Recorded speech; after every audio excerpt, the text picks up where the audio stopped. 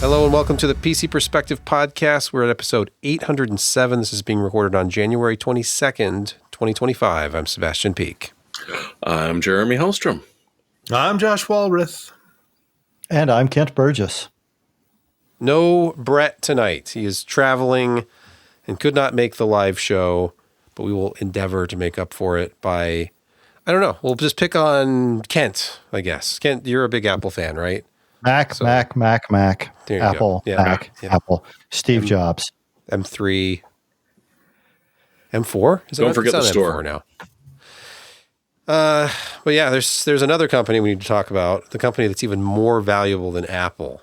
But we'll get to that in just a moment after we thank our patrons, because, you know, this is an art form, what we're doing right now. It's performance art somehow. And we want to thank S. Ogden and Jojo the Cactus.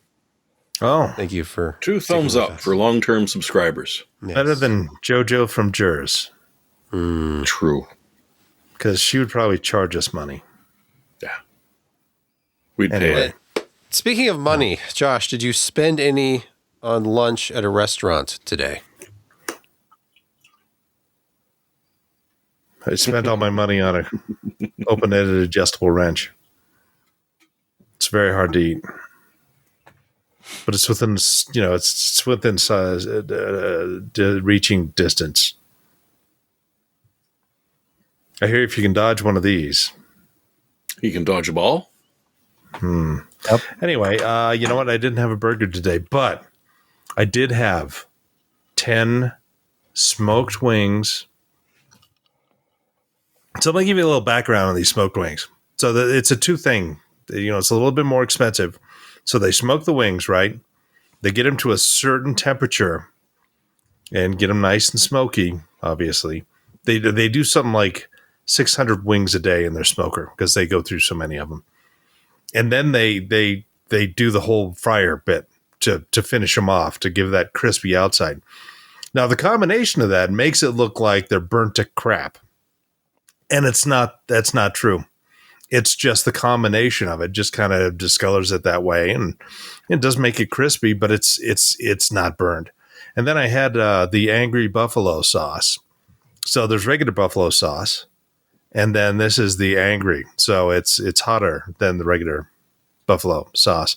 I had some, of course, carrots, some celery, and of course that is 2 packages of blue cheese dressing. There's no ranch. There's no ranch with your buffalo wings. No, There is only blue cheese. blue cheese. There is only blue cheese. So it is super, super tasty. The meat is tender, still juicy.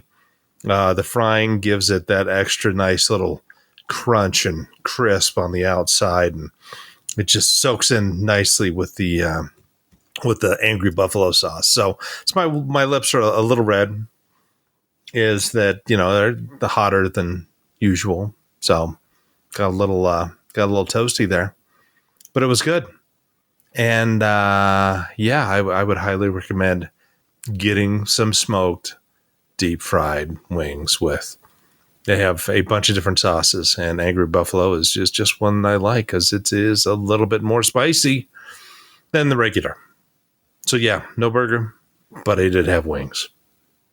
Our top story has to be the 5090, and your eyes do not deceive you if you somehow haven't seen any of the coverage of this card yet. This is a dual slot card. It's a flagship card. It's faster than a 4090, but it's only 2 slots. And this isn't physically larger in any dimension. It's just thinner. Let me hold it up next to... So the 5090 brought to you by Ozempic. Yeah. You're jumping on the bandwagon. Everything is slimmer these days. So if I can hold this straight, somehow I'm struggling. But it's about half the thickness. Somehow it's a little bit more than half the thickness, but it looks thinner because of those rounded edges. I mean, if Brett were on the show, he would be comparing this to the design of an iPhone 16. It's like I'm holding a giant And it's chamfered. Chamfered, yes. Yes. Chamfered And edges. you can run all the latest apps. So there it is. I can see all the way through that fan. Yeah, and this one. It's It's two fans with a little PCB in between. And there's a ribbon cable that connects the front ports. Same I/O as last time. 3 display ports, HDMI. Except right side up this time. It's interesting that there's no exhaust through the I/O at all in this new one. No, you need to have really good case airflow, which is not to say that it's super hot. I mean, it's the same process technology as the 4090, but instead of 450 watts, it's 575. So even though this cooler design is amazing, even though it's seemingly even more effective than the previous design, but it's only 2 slots, you're still going to create a bunch of heat that needs to be exhausted out of your case. So bear that in mind. Though if you can score one of these things for the retail price, which I know it's 25% more than last year, it's $19.99. The last card was $15.99. But it's really fast. Some of the numbers actually leaked early. Videocards.com had an article because people are benchmarking with 3D Mark and they're leaving it online. So all the results are out there. You can see things like a 30% improvement in Speedway, 3D Mark Speedway. The score in this, by the way, is it's frames per second. So a score for the 4090 of 10,065 means 100.65 frames per second average in the test, which is what I get. It's right around that. It's just over 100. 14,383, so 143.83 frames per second on average. That's very close to what I was getting as well. So if you are running something that is heavier on DXR, like ray tracing effects, then you're going to get a big boost. A bigger boost probably than anything else, even without DLSS. And we can talk about DLSS 4, but 3D Mark is the best case scenario. But overall, something in the 15 to 30% range is what you're going to see. Sorry, what was the price increase you quoted? 25%. So there's no price pressure from AMD. And what does Intel have? They have a small presence in the mid-range segment. AMD said they're out of high-end for now. For this generation, yeah. Right. So why did NVIDIA need to release the RTX 5090?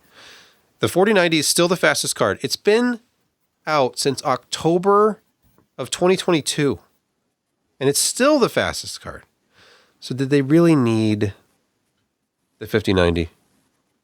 Well, I mean, if you would read the NVIDIA way, you would understand some of the impetus that NVIDIA has, and I'll just kind of go through this. Since they almost kind of went belly up during the FX phase, which things were really not good there. And they had to get some other financing and shuffle some things around, but basically it was never again. We need to make the right decisions. We need to be very aggressive. We need to work double the amount of anybody else, and we have to hit these benchmarks of win at a time. And so, guys would be there, men and women, workers, at 10 o'clock at night on a Friday night, and they'd come back in on Saturday. Maybe they'd take Sunday off. But it was just this relentless, aggressive push to put out the best products they could in the timelines they have. And they've never slowed down. That push, even though they're seemingly years ahead of the competition. And I mean, we can kind of see that with AMD because they didn't introduce tensor cores or dedicated RT cores until this upcoming generation of the RX 9000 series. So they had the technology before anybody else, and then they've just improved upon it. And so even though it's at the same process node as the previous generation, they've rearranged a bunch of things. They've rebalanced it. They've redesigned, the tensor cores and RT and just the shader cores. So it's actually less dense overall, but it has more transistors. It's a strange kind of mix of how they did everything. But it just is made for a faster card that still pulls, a pretty good chunk of change in terms of power. But they cool it very, very well. They're probably giving their partners some information on how to do a little bit better. I don't know. I guess we'll see when these things finally come out. But overall, it is a evolution, not revolution, but they're just so aggressive with how they do the work, do the designs, get it out to market, and nobody has been able to catch up. And so they're sitting in the catbird seat, not only in the consumer market, but also in the AI market, because the combination of, again, that relentless evolution of their products, their designs, getting it out to market, their software side, and how they have addressed that with universities and companies, and just an easy-to-use software stack that is well supported by guys like PyTorch and all these others. And now we're in the AI stuff that is just exploding, and they're taking full advantage of it. And these designs are really good for how fast they are. They seem to be pretty efficient, and they just have a product stack up and down from $500 up to, what is it, $19.99 if you're lucky. Theoretically. But yeah, is it officially a 575 watt card, or did they give you that information? It is 575 watts. Okay. So it's the same TSMC4 process we had last time. It's 92 billion transistors. It's 744 millimeters squared. It's a huge die. Yeah, it's essentially the reticle limit, I would think. And anyways, you're getting 32 gigabytes of GDDR7, 512-bit memory. The bandwidth is creeping up there towards 2 terabytes. It's 1.79 terabytes per second. Yeah. Jesus. yeah. This is a fast card. 21,760 shaders. Just looking at these counts, like the TMU count is 680. The tensor Really? core count. Tensor core. Yeah, I thought you were tensor talking core. texture management units or It is. texture. They're the same. No, It's those- 680 and 680. So, Really? Mm-hmm. Just think how fast it could run Quake 2 with the multiple color multi-texturing. It's got a lot of cache too. L2 cache, 96 megabytes. Well, it It's a needs fast it card. for, that they're doing for AI. I mean, Yeah. they're doing Yes. a whole lot more general purpose. And, more cache on the chip also does help with data locality when you're talking about rendering stuff and shaders and shader code. And now, AI. And DLSS 4.0, where they have actually included some, what is the term that they're using for the AI specific chips on that? They Cash knew cows. Yes. But no, there's specific on there to be able to do, like you were saying earlier, you will be saying later, the frame quadrupling. Yeah. With DLSS. Yeah. There are certain games where you can get it now. We had press builds to allow us to enable it in a couple titles. It's ridiculous. When you turn that on, I think I tried Alan Wake 2, Cyberpunk. There's a press build of the latest version. And it gets significantly smoother. Input latency, this is, I don't know. Like when you're already reducing the GPU load by using DLSS, and I was using the balanced preset I only wanted to use one. I usually would opt for quality, and I'm like, let's go balanced. And for the most part, and I'm testing on a 65-inch TV this time, to look at DLSS from about, 5 feet away on a big screen at 4K, and it's very close to native. I mean, I'm not pausing and pixel peeping. I'm sure you're going to see differences in balance, and probably less so in quality mode, but balanced with frame generation enabled looked pretty damn good from where I'm sitting. And there's a certain latency penalty, but it is astonishing the frame rates you can hit. So this also kind of goes hand in hand with, their reflex technology. They call it reflex, right? That low latency Yes. Yeah. Or is that yeah. what AMD calls them? No, Okay. it's reflex. And No, it's not that's reflux. not reflux. That's what I feel when I look at my credit card. Yes. But anyway, they have a lot of things working in the background to remove a lot of that latency that you see kind of frame to frame that are generated, and the complexity behind that is insane. I mean, they're trying to remove about 50 milliseconds of latency from when you move your mouse to when you actually see it in the real rendered frames and not the DLSS stuff. Yeah, But Brett talked about there's this some last black magic week. involved Yeah. that improves it even more. And it's just, I mean, the software, it's all math in the end. And let me tell you, these things are just massive math units. And it's pretty amazing how they train these models and they get them as good as they are in the footprint of being able to run on a PC on a video card that has 32 gigs of memory. Because we all know how big AI models can get. I mean, gigabytes and gigabytes and gigabytes and more gigabytes in size, approaching terabyte when actually running. So this stuff is just, it's PFM, pure freaking magic. One of the things I'm curious about is with that PCB board design. If you're going to have either the add-on board builders or custom water cooler designers, will it be possible to turn that thing into a tiny little system with just a big all-in-one water cooler on top of it? Yes. Like, honestly, if you've got the loop, you don't need the fact that on either side of that PCB are heat sinks and fans. All you need is that little tiny PCB in the middle. Mm-hmm. And that would be quite amusing to see. Because I don't know the measurements of the actual PCB, but I doubt it's much more than like 140 mil square.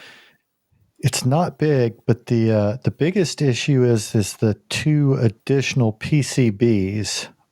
You'll have to come up with a way to be able to plug them in. Okay. Onto the It's main a pretty PCB. beefy. It's a pretty beefy ribbon cable that they use. That's routed around the bottom. It'll be interesting to see. I do know that for the first time, NVIDIA has given their add-in partners permission ahead of time in the design to send measurements to the water cooling companies. Alpha Cool, I know for a fact, and EK says they are too, are going to have blocks for many of the board partners cards day of launch. Interesting. Yeah. Now the 5090 blocks are going to be ridiculously expensive. You don't say. Yeah, they're going to be about 400. Oh, okay, that's actually north of what I thought. And you have to take apart your 5090 to use it. Yes. So I'd rather delit a CPU. And if you got a Founders than do that. Edition, then it's going to be even more complex because you're going to have a mounting mechanism for those separate PCBs for the PCIe Express. Something to a channel to carry the cable. Yep. Or just go like this. MSI, they already announced that they're doing a liquid cooled. Oh yeah, the Supreme will be out in no time. Yeah. So that's a smaller card. I mean, it's not like the size of the PCB. It looks like this is slightly different. But it's not long. This looks like a 2/3 4070 or something size with a 360 rad hanging off of it. I wonder if you can push the clocks up higher with a card like this. Well, the radiator is bigger than the card, so. In the past, Zotac has offered some cards. The top ends. I actually had one of their 1080 Ti's, their Arctic Storm, that came with just a water block, not an all-in-one, but a water block for integrating it into your custom loop. And they did that on the 2080 Ti and 3090 as well. I don't believe they did it on the 4090. It would be interesting to see if any of the manufacturers do that. just release a card with a block. I think I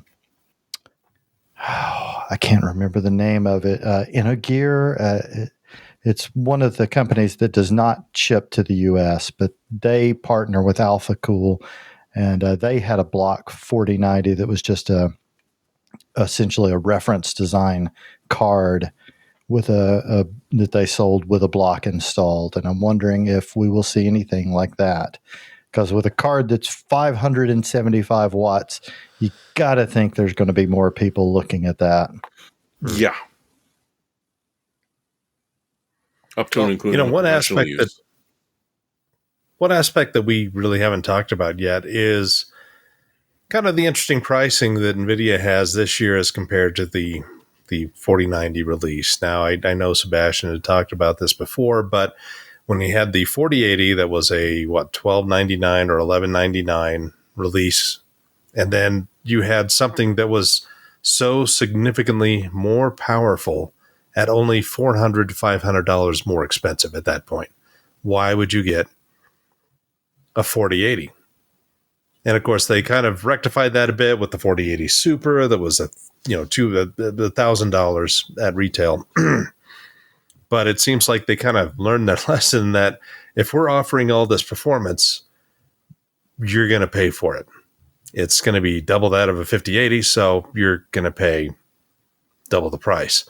And it's kind of sad that we're at this point that we're looking at that, but it seems like they kind of rectified their very consumer favorable price paradigm back in the 4000 series. Yeah, but I don't think we're going to get the buyer's regret we did when they introduced the Supers. I don't think that's going to happen this generation. I don't know. They always have a... There's something they're holding back. But they always have a refresh somewhere. Oh, they're always holding something back. I don't think they have to this time. I read that book too, Josh. I'm sure, yeah. Like last time, they were holding this back. They could have done this last generation. This is the same process technology. This is pushing things harder, making a faster card because it's a bigger die and it's drawing more power. They had the ability to do this 2 years ago if they really wanted to, but they didn't have to. They still don't really have to. But yeah, we could talk about this all night. But yeah, the 5090, it's fast. It costs a lot of money. It's like a sports car. You don't really need it. Yeah. But if you want the fastest acceleration and the highest top speed, you have to pay for it. I don't know. They're going to sell every one of them they make. Yeah. Well, I'm sure they will. Using it for AI. Yeah. Hopefully AMD has better stock and they can at least be the last one there in the bar. So wasn't the one you wanted to go home with, but it's available and it works. You know, after looking at the benchmarks, though, I had been debating this. And, you know, after seeing the Sebastian's benchmarks, I was just like, you know, it's just not worth it. Keeping the 4090, I'm happy with it. I don't see spending that much for that, in most situations, that small of an improvement. It's still a generational leap, but that's a lot of money to go from a 4090 to a 5090. If you've got a 4090, keep it. I mean, you're still the only card on the market that will be faster is the 5090. The 5080 is not going to be faster in most situations unless you're running 4X frame gen. I just don't see the you know, if you've already dished out for a 4090, now dishing out again for a 5090, unless you've just got that much disposable income and you want the best. But if you're hoping the 4090 price will go down because of this release, we got some news for you. The 5090 is just going to be so much more than list immediately that this is a moot point anyway. But Yes. And you can't even get a 4090 anymore for under $3,000. You have to And buy you a PC. won't. I found a PC the other day. I don't remember which brand it was. It might have been an HP Omen or something. That was just over $3,000 shipped, and it had a 4090 in it. That's about the only way you're getting one. Paired for with a net. Core Ultra, wasn't it? I don't remember what it was. It might have been Ryzen 5 or something. But yeah, Better. moving on from the 5090 review, let's talk about the 5090. Kingpin, according to videocards.com, has halted GeForce RTX 50 GPU development. Future options may go beyond NVIDIA. I think there was a strong intimation that he would be working with AMD going forward. Maybe Intel. Who knows? Originally, if you follow the saga of Kingpin, was working with EVGA, was going to be working with PNY, and now there's some kind of issues. Too many issues, according to Vince, a.k.a. Kingpin. He said it would create a lot of problems, so we can't say much about it. Contractual stuff. So there won't be a PNY 5090 Kingpin edition if you were waiting for that. So unfortunately, the legacy of EVGA will not live on through PNY, at least not right now. Very sad. I wonder if, PNY, they're very much in the enterprise space. They're probably just printing money with AI accelerators at this point. They're kind of, produce a lot of the Quadros, right? Yeah, Yeah. they that's actually true. do, don't they? Yeah. And they still have a retail, presence with PNY stuff, but it's usually very MSRP with, some dashes of interesting things, but it's nothing, really special and to write home about. So yeah, it would be interesting if, Kingpin did do something with them, but it sounds like there are some limits to what they're willing to do with the design. I don't know. Weird. I also think the all-new Kingpin Quadro card is not going to sell quite as well. No. It was an interesting video. I watched it the day he dropped it, and it's so interesting the context people take from things. That was basically, he was just talking with his cameraman as he was walking through the facility his offices are in. They were going to actually ship out some KPX, and he was just chatting with his cameraman, and his cameraman asked him about Kingpin cards, and he was just talking about how much he loved cards, and then he got into this statement, and the whole thing was, so it won't be this generation, it'll probably have to wait another generation, and maybe it won't be Team Green. And it was just this casual comment that he threw out. It was just, maybe it won't be, but him saying that, and the internet has gone, Kingpin's going to make AMD cards. It was just very funny. So Maybe it'll be Intel. maybe it'll be Intel. They'll have an Intel King. And maybe it'll be NVIDIA. Intel will finally have a 780, a B780. It does exist. Yeah. Hardware can be frustrating because of price, availability. So some people will, I won't say resort to, but I guess resort to software solutions, streaming solutions, like GeForce Now. Except, wait a minute, according to Tom's Hardware from 2 days ago, most GeForce Now tiers are currently sold out. The free tier is also unavailable. NVIDIA blames high demand for this unavailability. Well, that's going to work out well for them. If you use their service, it goes down. So, sorry about that. You're going to need to buy some new hardware. Good thing NVIDIA has new graphics cards on the way. And someday, maybe, there will be AMD Radeon cards too in 2025. But you better jump on the RTX 40 series bandwagon soon if you want one, by the way. Yeah. Because according to videocards.com in our next story, the GeForce RTX 4070 is expected to sell out by the end of this month, according to board channels. So the 4070 Super might still be out there in some quantities, but these are going to start to be phased out because, of course, there's going to be a whole new product stack coming. So if you like buying last-gen products when the latest and greatest are right around the corner, by all means, rush out and pay full price for a 4070 today. Because there's nothing coming up that's going to overcome it in 2 months. Can I please? Now, Yeah, it's kind of interesting to me that they would have that tight of supply at the end of, when they're starting to announce this stuff. I mean, either that's really outstanding product and supply, and supply chain management, or maybe they're just selling a lot. I don't know, but yeah, it's kind of crazy that the 4070 is just going to be unavailable very, very, very soon. That's still a $530 card, right? Which But now is Josh- affordable. Josh, as the chat points out, you can get 4090 performance for $500 with the 5070. So you've got to wait. Yeah, those extra 2 months of not gaming, Yeah.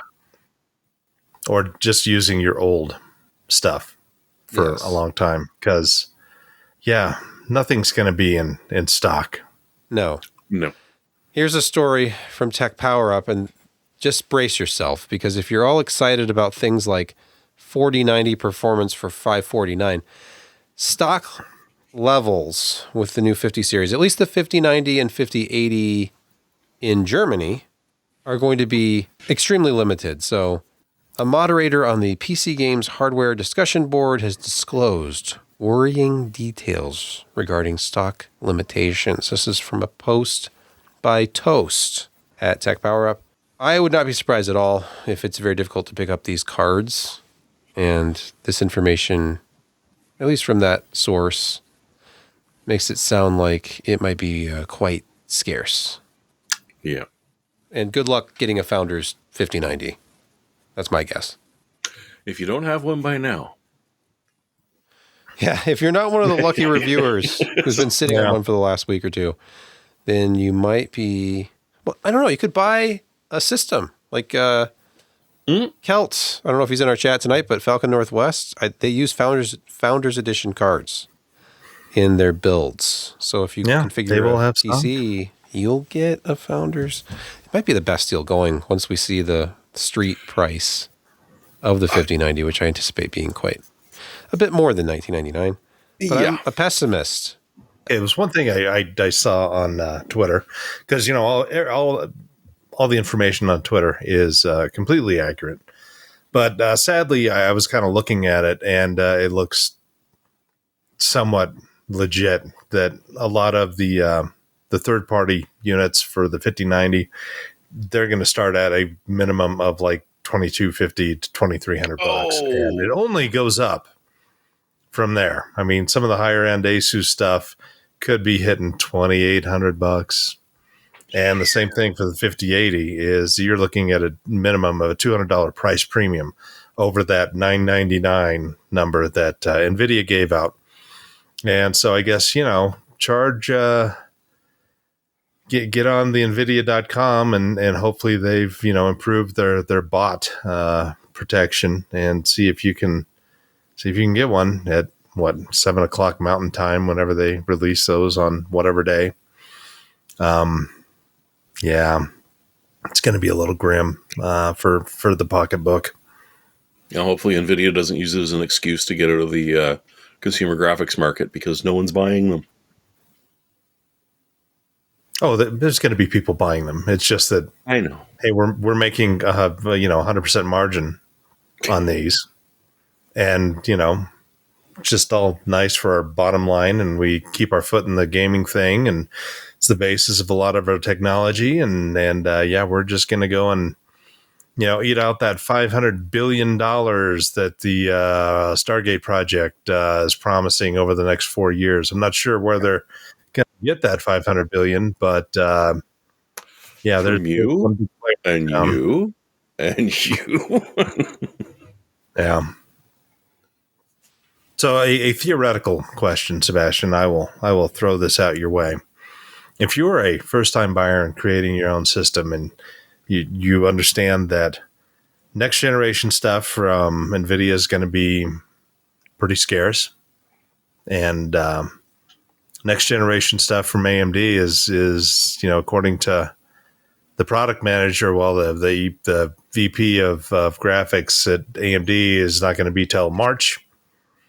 If you were offered a 7900 XT for $709, would you be tempted to get it in the face of this next generation, knowing that it's going to be very hard to pick up a card maybe for the next 4 months? I think you're being understating a little bit, but yeah. I feel like you're asking the wrong person, because I would say, well, I don't care. I'll just need any card that'll display integer graphics, through some. Yeah, I guess I am. Old DOS game. I guess I am. Gonna do 640 by Integrated's fine. 320. I'll just use the integrated graphics until then. I don't need it. So the story that we saw from the 20th at Tech Power Up, AMD's Radeon RX 9070 launch faces pricing hurdles. Now, the word out there is that AMD was going to release these cards at a certain price. That partners already have cards, they have retail packaging, they had it all set. And then AMD delayed the official announcement and the imminent launch of these cards. And it's all just kind of in limbo while, and this is, allegedly, is in limbo while they're negotiating with their partners and rebates are involved and all of that wonderful stuff. So at this point, it seems that AMD is simply waiting until March. They want to wait till after the 5070 launch.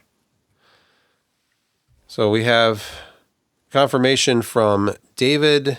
Is it McAfee or McAfee? McAfee. McAfee. There's no A. There is an A. Well, there's a giant A in the middle of the frickin' name. Wait, hey, let's settle this once and for all. The antivirus. Is it McAfee or McAfee? That was a different guy. Yes. But Pat McAfee, the Indianapolis punter. So he does it McAfee, right? Yes. But he's got a Mac, not a Mick. So however you pronounce this, AMD. You know who else has a Mac? Brett Van Spruenberg has a Mac. Nice. Thank you. They'll appreciate that. So Radeon 9000 series, I'm going to quote David McAfee. Radeon 9000 series hardware and software are looking great, and we are planning to have a wide assortment of cards available globally. Can't wait for gamers to get their hands on the cards when they go on sale in March. He tweeted this out at 3:17 p.m. on January 20. So he goes on to say, after Anshul Sag says he can't wait, he says, thanks, Anshul. We are also really excited about RDNA 4. We are hard at work optimizing the software stack and enabling more FSR 4 titles to ensure we deliver a great set of Radeon 9000 series cards for gamers in March. I think they're feeling a little bit of pressure from DLSS 4 and some of the claimed performance gains that will contribute to from Team Green. A $500 card equals 4090. So I don't think we could comment on that enough. Well, DLSS 4 allows you to add up to 4 generated frames for every 1 rendered frame. And with that kind of technology, Josh, I wouldn't be surprised at all if a DLSS 4 frame generation times 4 5070 does in fact match a 4090. Yeah. Just a guess. So real quick, let's talk about a B850 motherboard, Asus Strix B850F gaming Wi-Fi. It is almost an X870, but at a lower cost, presumably. It runs for about $300. The 8070 is about $340. and you get a slightly better power stage. You mean the 870, not 8070, Or sorry. right? Oh, this is the subtitle of the article. Can we make chipset names even more confusing somehow? Yes. Yes. Because we're literally one digit off at this point between Intel and AMD, and I feel sorry for anyone just getting into building a system. Right. You're going to want to triple check what motherboard you're buying because, yeah, that one single digit makes all the difference. And you can't cheat by just looking at the socket anymore, because we had AM4 for so long, it was easy to identify an AMD board. And now they're both LGA, and it's a retention bracket. It's LGA easy. pins. It's easy. Look, go put that picture back on. I'll just show you how. It's very easy. Because of the split in the middle? The split is in the middle with the AMD, and the Intel has a square, a Yes. tiny blank square in the middle. So That's true. Just pretend I pulled that up when you said that. Okay. So anyway, have you noticed that the B850 actually has more PCIe 5.0 lanes than Yes. the 870E? Really? Somehow. Tell me more. Doesn't make any sense. But somehow it does. Do they At have least fewer physical lanes then, or no? Look at the back of this board. I mean, one of the Okay. big difference is that the B860 doesn't have USB 4. So it doesn't have to split off those lanes. But why that adds up to more, I'd love to know the answer. But yeah, both those Gen 5 X4 ports can be run at the same time. Whereas on the higher end, the X870, you can't do that because that USB 4 is stealing some of them. Well, not stealing it, it's using some of them. So your Gen 5 will drop down. Then again, I mean, there's not going to be a huge difference between Gen 5 by 2 and by 4 because it doesn't completely disable it, but it does slow it down. So no, it's interesting. And like literally what I was saying about the power, your 80 amp power delivery versus 90 amp. Really not a huge difference whatsoever. Other than that, you're getting everything you would. Your USB-C might not charge quite as fast. But it kind of makes it hard to argue for an 870, apart from the fact that we're talking about a 10% price difference. So, yeah, there is some interesting things going on. And, oh, wait. Isn't there another chipset that AMD is doing? Like, there's not just the 850 and the 870. Isn't there another mid one that they've got sort of going? You've lost me. I don't remember. It's the 840. Okay. 840. They're least one. So, no, there's I'm looking at their specs, and I think somebody misdid some of their specs. So, the B850 officially has 36 lanes up to 5.0. But the graphics is limited to 1x16 or 2x8 PCIe 4.0.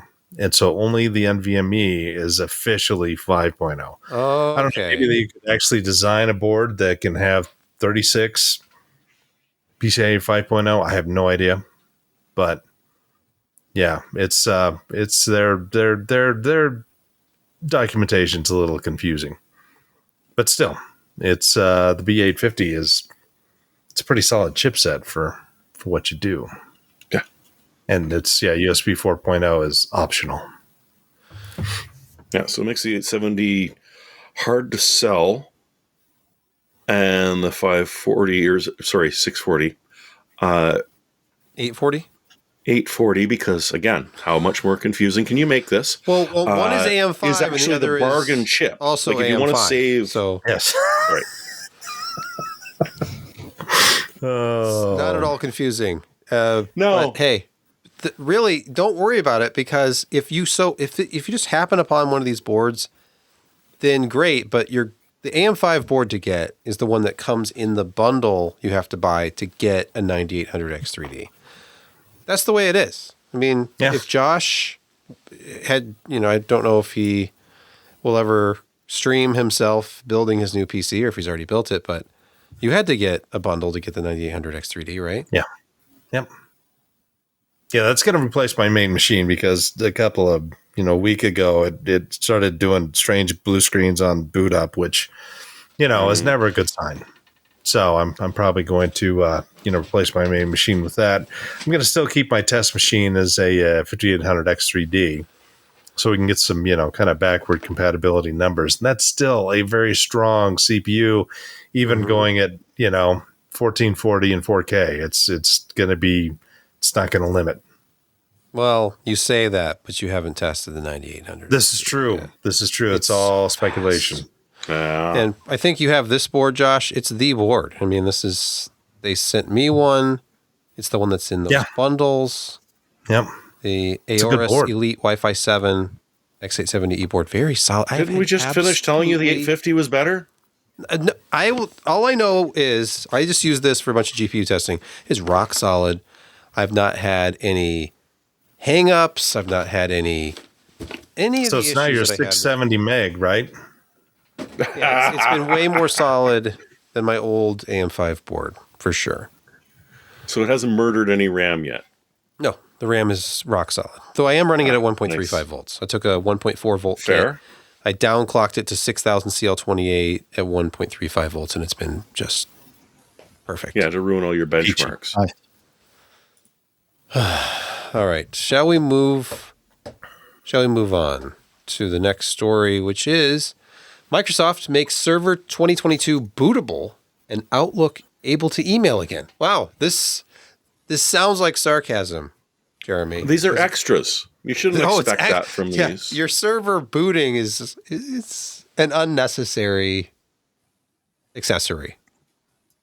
Yeah, no, I mean, you should have to pay extra for that, to be honest. And the best part about it was, the thing that was breaking Server 2022 booting was NUMA.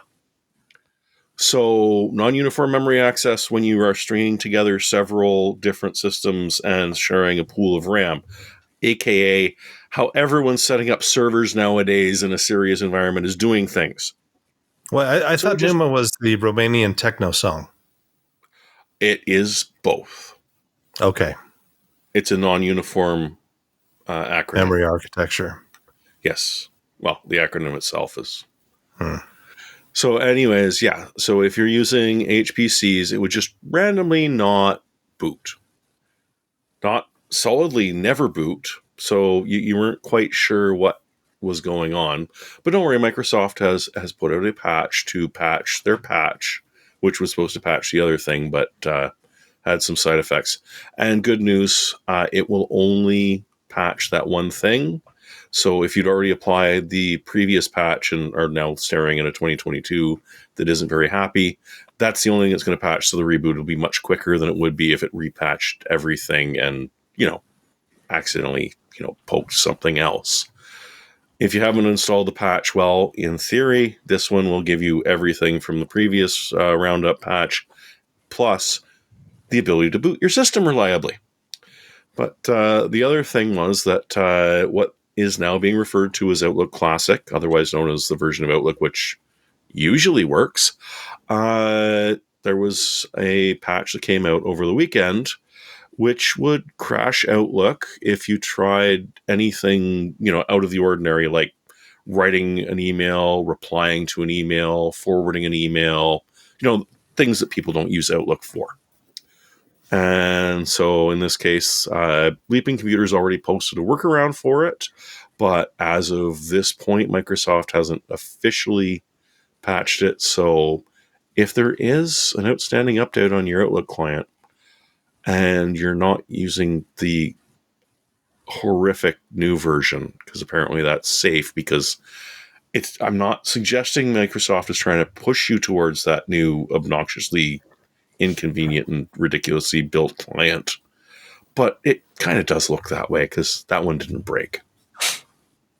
Hey, speaking of Microsoft forcing things on people, what about Windows 11 24H2 being forced on home and pro users?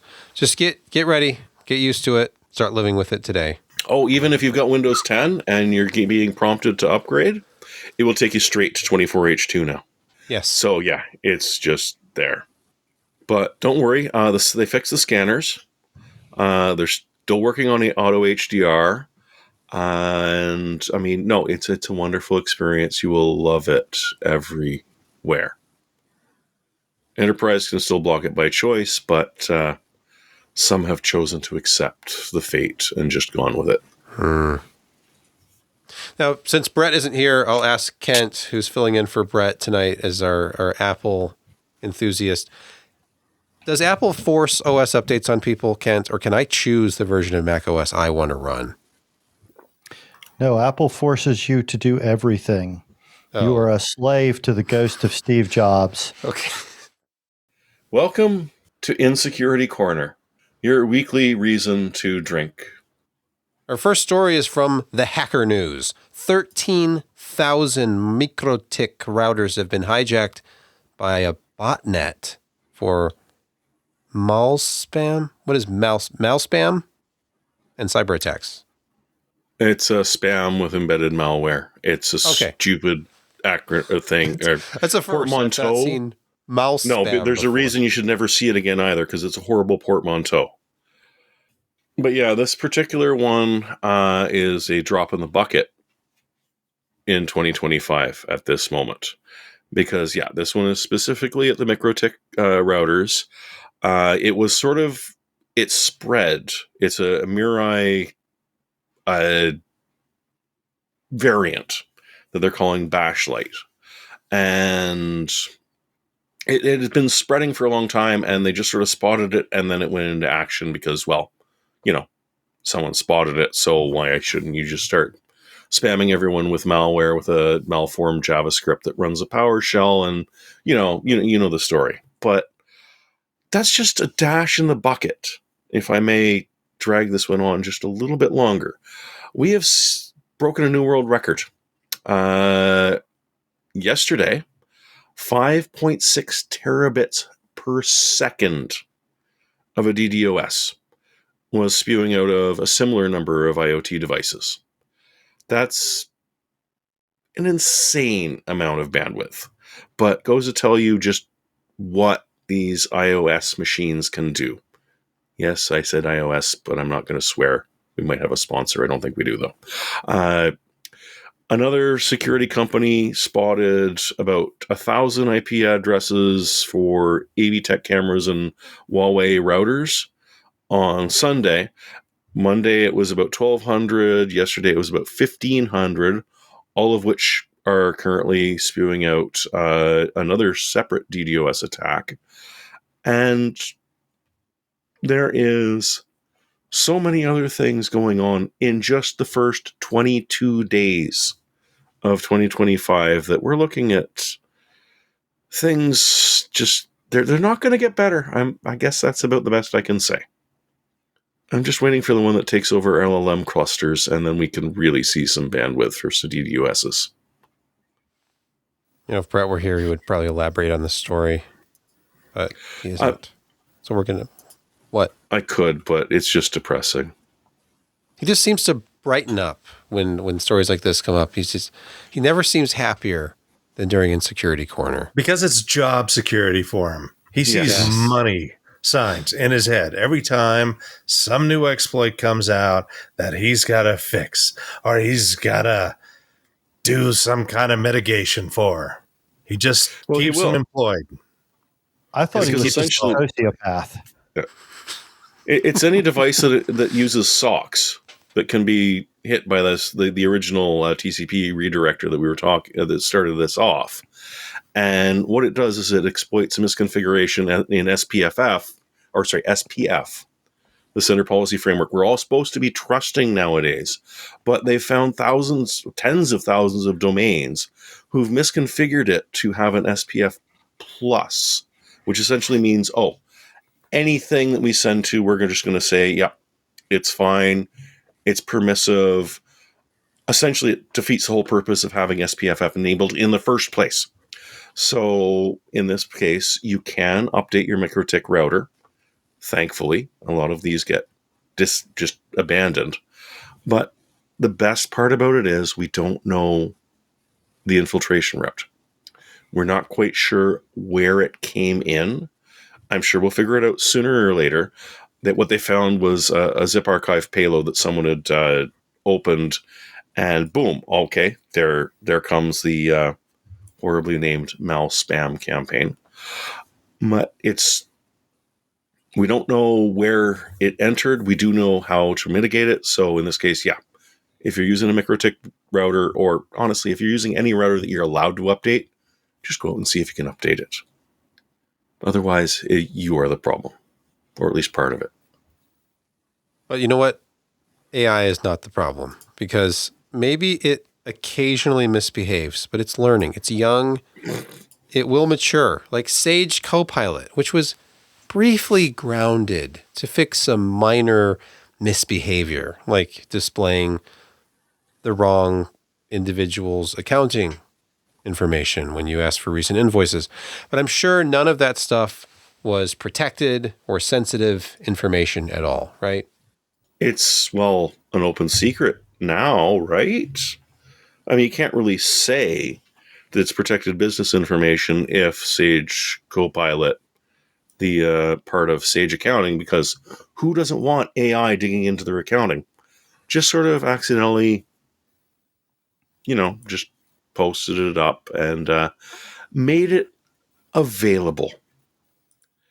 And what's really kind of amusing about this is that you had to sign up for this.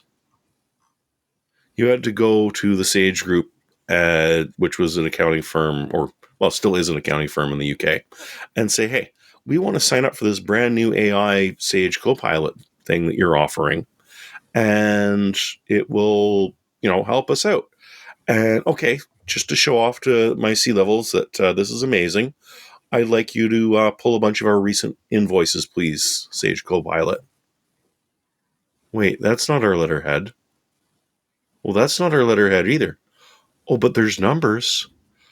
Okay, quickly write this down. This is what our competitors have been making in the... yeah, it was that bad.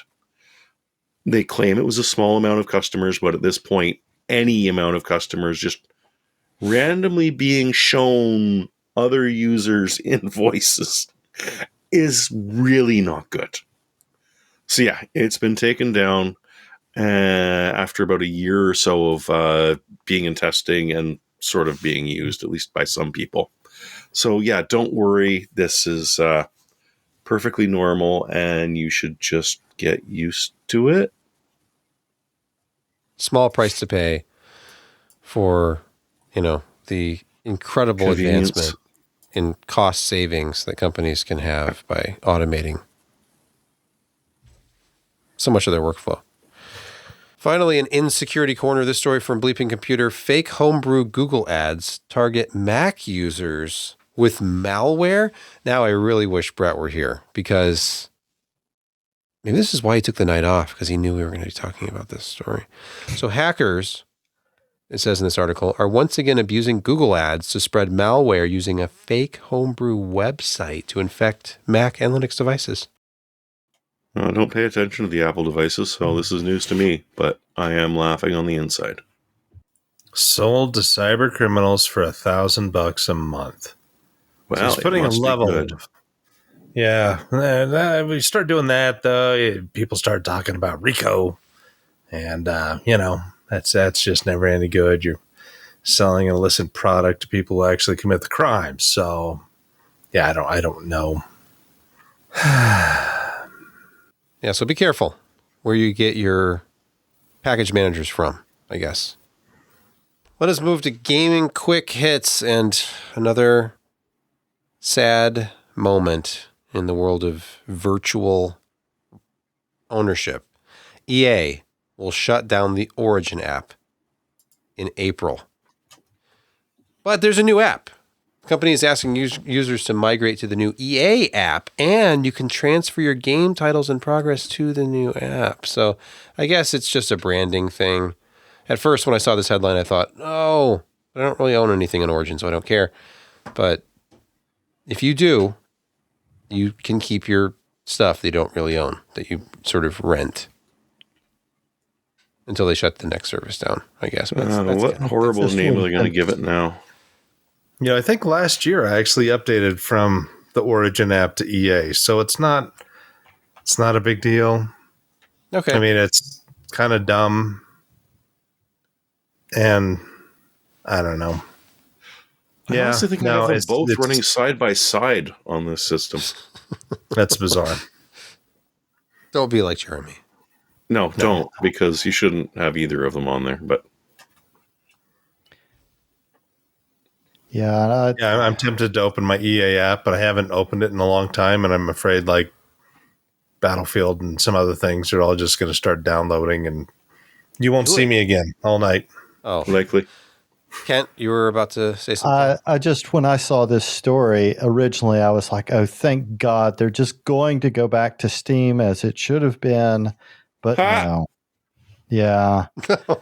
No. No.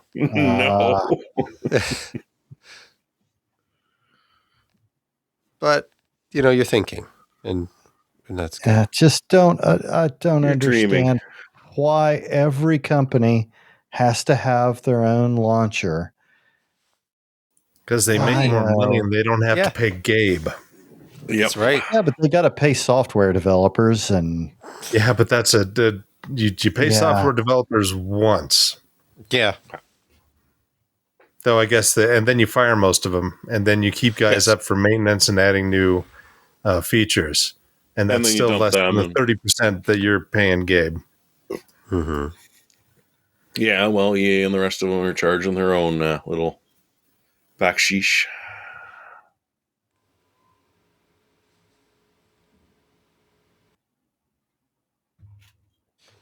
It's good to be Gabe. yeah, May not look it's good. like, It's good to be Gabe. and the bad thing is I think all the EA games that I own through Steam. So I open Steam, open the game, and then it opens the EA I'm app. sorry, you need to open the EA launcher to be able to play this game. It's just, that being said, I'm a big fan of the GOG Galaxy launcher. I just, I don't know. I really wish we didn't need, a dozen streaming game apps. And You mean you don't want to have HBO Max and Disney Plus and Netflix? Well, yeah. yeah, It's like the that's, TV that thing. too. That's all of it. Yeah. What they should There do we is go. just bundle those all together through one here we go. service Here we and go. deliver it through a Mind-blowing. cable to your home. But Josh, that wouldn't be as convenient as paying Yes. 18 service providers. For And they wouldn't be able to raise their prices individually like Individually, Netflix just did yeah. today. Yeah. Yeah, there would just be those channels that disappear for a while during those contract disputes, and then they come back, and then cable goes up again. That's okay. I can still watch it when it's scrambled. I just got to imagine and squint a bit. So I'm back to the 80s, baby. Sorry. Yep. Oh, that's fine. This is one of those weird crossover stories. It's from Bleeping Computer, but it's in Gaming Quick Hits. Microsoft previews Game Assist in-game browser in Edge Stable. So Game Assist is a special version of Edge optimized for PC gaming. What does that even mean? I think gaming it's in a browser? guides with it's like cheat guides with shortcuts. Let me look at it. Let's look at their video. Microsoft's Edge Game Assist video. So here we are. We're in a game. Let me pull up this overlay here. Oh, I can read a definition. Like hints. So Yeah, it's just an Clippy easier saying, way. it looks like you're trying to play a game. Would you like some help? Would you like us to overlay Microsoft Edge on top of the game that you're playing, which already has its own overlay? That's just fantastic. Shall we move to picks of the week, Josh? Gosh, Shall we we? should. SSD prices just keep going lower and lower. And I tell you, if you want just kind of a basic game drive that you don't worry about things like capacitors on it to write data that was stuck in cache, because this is a DRAM-less SSD for like $109, a 2 terabyte, relatively fast PCIe 4.0 drive is available to you. MSI Spatium, I believe it is pronounced. $110. That's just dirt cheap. It's based on the Phison E27T, and again, it's DRAMless, so you're gonna have not as good snappy performance, but it's still gonna be pretty quick. in 5 most of the cents a things. gig. As long, yeah, 5 cents a gig or go home. It's silly. Well, it's pretty almost there. It's like 5.2 cents a gig. Mm-hmm. Yeah. So throughput is fast up until you get to a point, obviously, and again, it's DRAMless, so it's not as snappy as other higher ends. So you would probably want something with DRAM on like desktop stuff, just because it'll be nicer and snappier. You like snappy, but yeah, it's so inexpensive. Storage is as compared. And you see that, who was it? Seagate just released a 36 terabyte I saw a unit headline, but that didn't look uses at the it. hammer. Yeah. Uses the hammer technology to heat up the bits. Yeah, it's nuts. And But are they hammer getting is my- perpendicular? That's the question. Oh, they've been perpendicular a long time. They just don't have. They need to have a new song about hammering things. Yeah, with those Then they hammer can is very perpendicular. characters. Then it'd be like rap songs, and who wants to listen to that? All right, Jeremy, your pick. Well, I mean, maybe you're mad that the Raspberry Pi 5 doesn't have that NVMe port activated.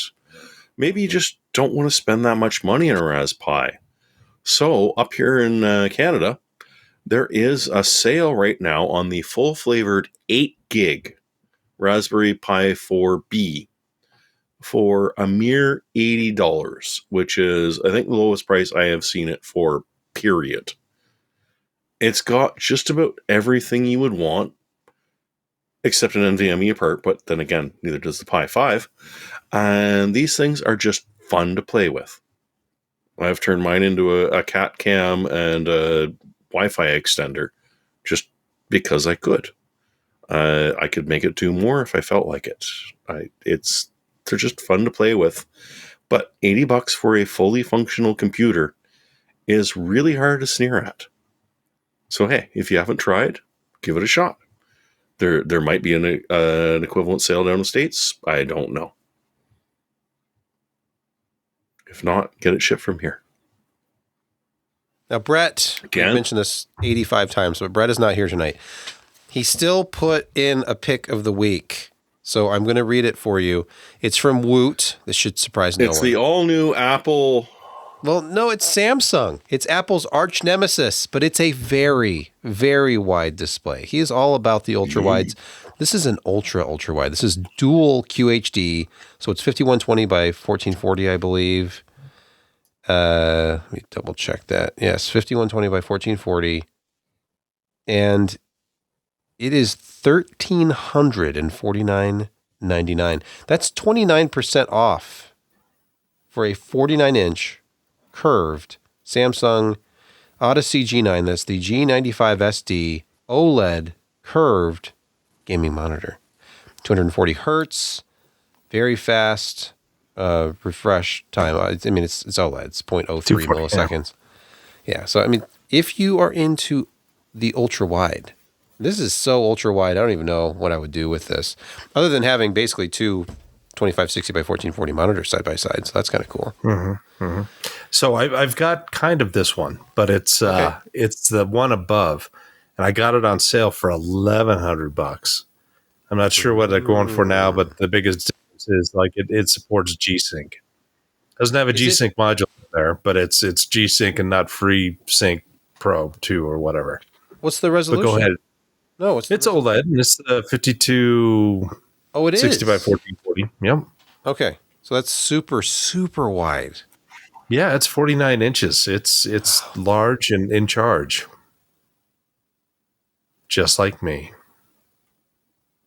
Do I dare to rotate my camera around? No, I'm not going to do that. Okay. Nobody wants to. If you're feeling brave, we can do that. Otherwise, we should move on to Kent's pick of the week, which will probably stun you. It's something we've never picked before. Please. Yeah, great minds think alike. Also, desperate minds who realize at the last minute that it's Wednesday night and I need to come up with a pick of the week also go into the same place of what's always got a good deal. Oh, SSDs. So much like Josh, I have picked an M.2 NVMe drive. This is a 4 terabyte Silicon Power US 75. That's their fastest chipset. It's still DRAMless, so it won't have But it's that. most closer to 5 cents a gig. Yes, it's 4 terabyte and it's $204.99.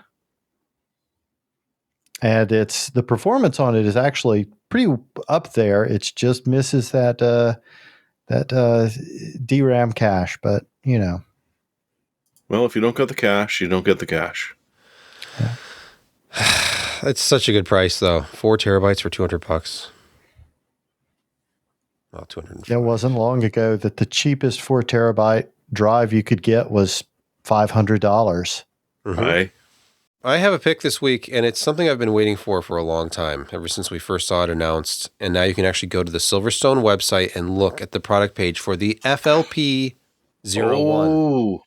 It is beige, it is horizontal, and I'm buying it as soon as it's available. I already checked Amazon and Newegg this morning, hoping to order it immediately, and it wasn't available yet. But this thing, it's just beautiful. I mean, look, it even has that support bar. I bet I could put a CRT on top of this and it wouldn't bend the top panel. I don't know. It just looks so gloriously 90s. Retro. And I must have it. And one of those two 5.25-inch bays is real. It's a fake floppy, but it folds down to give you actual optical drive support. USB. Yeah. Well, the other one is USB, yeah. There's even a picture of them with an optical drive installed.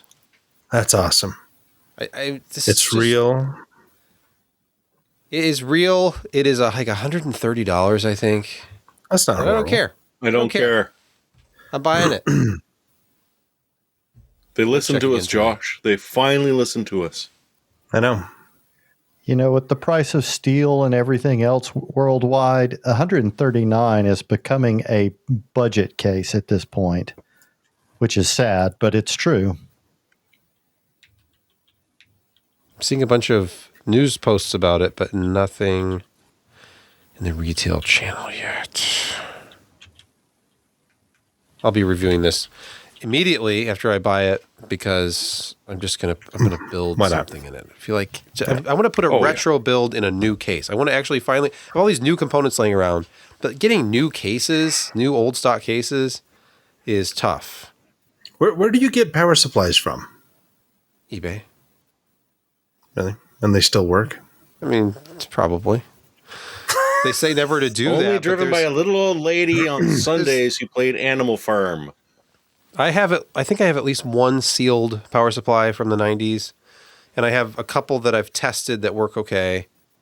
And the problem is the 5-volt rail in a lot of these newer power supplies is just not enough. There'll be like a 20 amp 5-volt rail max, and sometimes you need more for like a socket A system with certain graphics cards.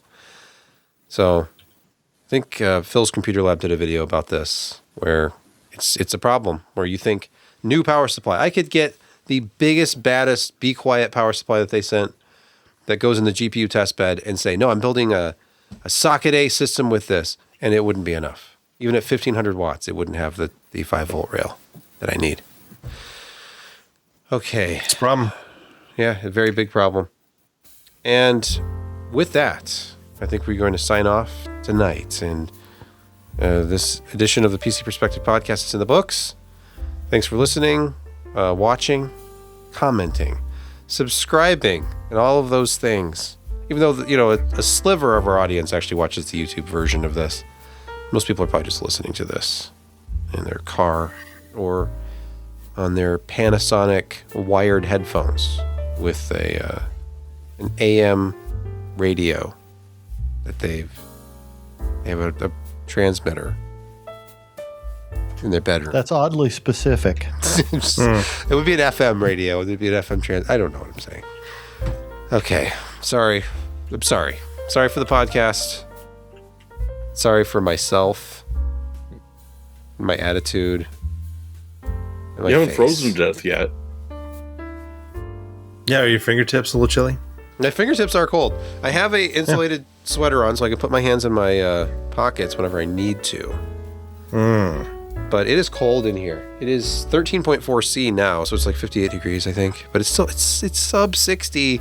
I have no space heater. I thought about grabbing my space heater. I'm like, no. The last time I did that, I blew the breaker, and everything shut down. But that was when I was just a guest. This was years ago. I don't want to risk that when I'm the one hosting the show.